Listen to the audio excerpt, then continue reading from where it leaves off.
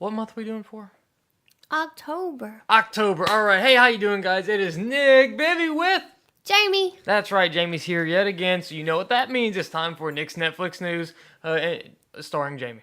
You know how it always is. The first day of each month got a whole bunch of titles, and this month is no different. But with it being October, let's see how many more horror movies are being added. Well, first off is Anger Management. You got Adam Sandler, who plays as Dave, who's wrongly sentenced to anger management program, where he meets the aggressive instructor, Jack Nicholson. I love that movie. I like it too. Okay. I think it's hilarious. It took me forever to watch it, but whenever I did, I was like, oh man, I regret, missing out on this so long. And speaking of Adam Sandler, Billy Madison.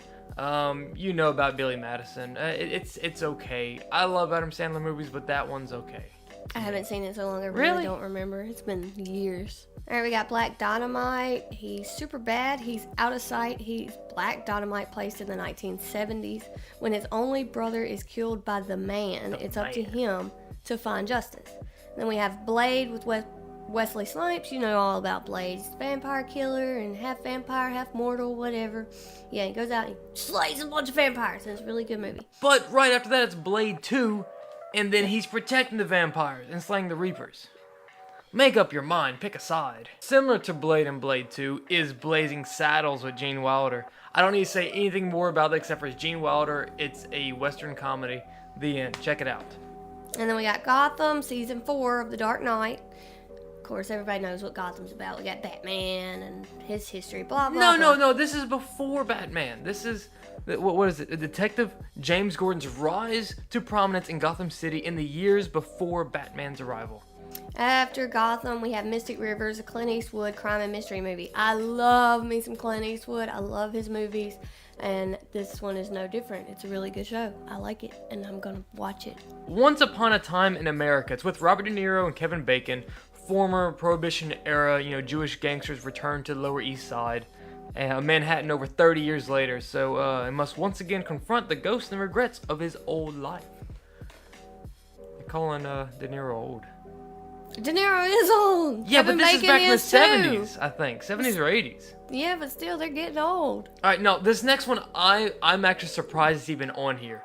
Because this is Pay It Forward, where a young boy, who is Haley Joel Osment, attempts to make the world a better place after his teacher gives him that chance. That teacher, though, is Kevin Spacey. So with Kevin Spacey and a young Haley Joel Osment, it makes it seem kind of... Especially the recent events with Kevin Spacey, them taking off, what's the show he was on? House of Cards, that they're putting that movie on. It seems kind of weird to me. It's still a movie. It's just a movie. It's okay. Okay. Then we got Pee-wee's Big Adventure, Tim Burton movie. Everybody knows Pee-wee. I didn't know it was a Tim Burton movie until today. But anyways, bike gets stolen. He sets off across America to find a stupid little bike. Like, seriously? Whatever. Oh, man, we got a long list. Anyway, Robin Hood, Prince of Thieves, Kevin Costner, whatever. Rumble in the Bronx, which is Jackie Chan, one of his movies, when he was in New York. Jackie Chan. What about She's Out of My League? You know that movie? Yeah, it's funny. If I'm not mistaken, he's like a baseball fan. It says an average Joe meets the perfect woman, but his lack of confidence and the influence of his friends and family begin to pick away at the relationship. If I'm not mistaken, he's like a big baseball fan. I think that's the reason She's Out of My League. But she's like a really like model looking pretty, and I don't know. But then we got The Devil's Advocate, which is a good show. Keanu Reeves, With Al Pacino. Yeah. Al Pacino and Keanu Reeves together in a movie, it's got to be good. The Green Mile with Tom Hanks and Michael Clark Duncan. So, 3 hours long. The Green Mile is one of the best classics of all time. And I cry on it every time. I've watched it probably 30 times in my life. Oh, no, you don't touching. Cry watching movies. You only cry reading books. I don't cry watching movies. I just don't. Do you cry at the next movie, The Lake House? I don't even know, but we seen Keanu Reeves' name again. And Sandra Bullock. Do you know that movie? The Lake House? Yeah. I feel like I do, but I don't remember. I think it's very close to The Never-Ending Story. Yeah, it's right above it. Yes. On the list. I've watched it I don't know how many times just because it was one of the movies we had. I never got into it, though. I know a lot of people like it, but there's like the flying dog or whatever. So, yeah. Never-ending story. Daughter or flying dog? The what? Flying daughter or flying What dog? I said? No, You I said dog flying or dog. whatever. I Dog swear or whatever. it sounded like you said Dog daughter. or whatever. I swear you said daughter. All right, so we were just talking about Jack Nicholson at the beginning of the list, and his name pops up again still on October 1st. And The Shining. Yes, The Shining. God. But The Shining and Green Mile both are Stephen King movies. Oh, So, okay. so they're considered horrors. Whoops, I hit my mic. Anyway, they're considered horrors, but they're really not. Neither one of them are to me. Zach and Miri Make a Porno. This is an obvious Kevin Smith movie, where you got Seth Rogen and Elizabeth Banks to solve their respective cash flow problems by making an adult film together, but their platonic relationship becomes a little bit closer during the filming. It's such a sweet movie. So that's the finish of October 1st. October 2nd, only one I've seen that was notable is Monty Python, Life of Brian, which is, he was born on the original Christmas in the stable next to Jesus. So Brian of Nazareth spends his life being mistaken as Messiah. Hilarity ensues. Then we have Creeped Out, which is a Netflix original. On October 4th. I was about to say on October 4th. And it seems like it might be a horror show. I'm big into the horror shows, so I might end up watching this. It's a series of spellbinding, enchanting, and intriguing tales. Each episode is a different story, set in a different place and time, with different characters exploring their way through the unexplained. The title's coming out October 5th. Netflix Originals Big Mouth Season 2 is coming out. This is the teenagers going through puberty and like their rendition of it or whatever. Then on October 11th, we have Schitt's Creek.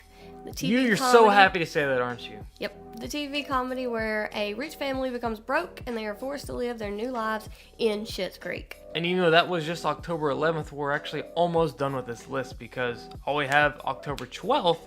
Oh, some great titles here. The Boss Baby, the season 2 of the Netflix original series is coming out. So yeah. And our kids love it. Haunting of Hill House, one of the few horror things that are actually coming to Netflix this month.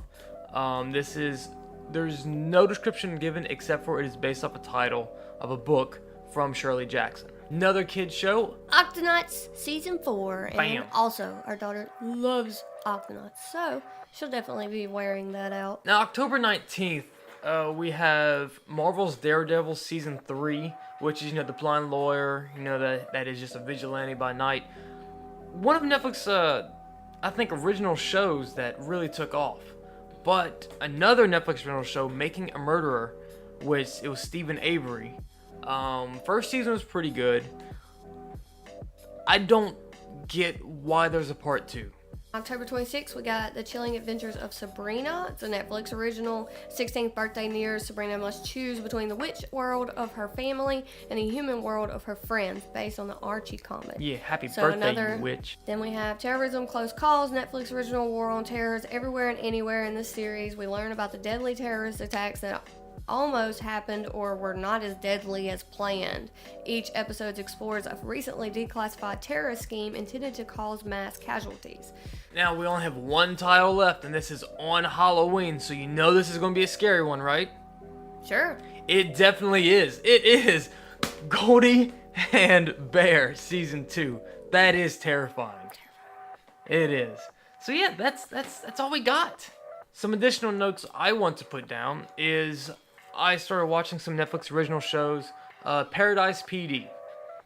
10 episodes. I was worried about it because, again, it's just their own cartoon.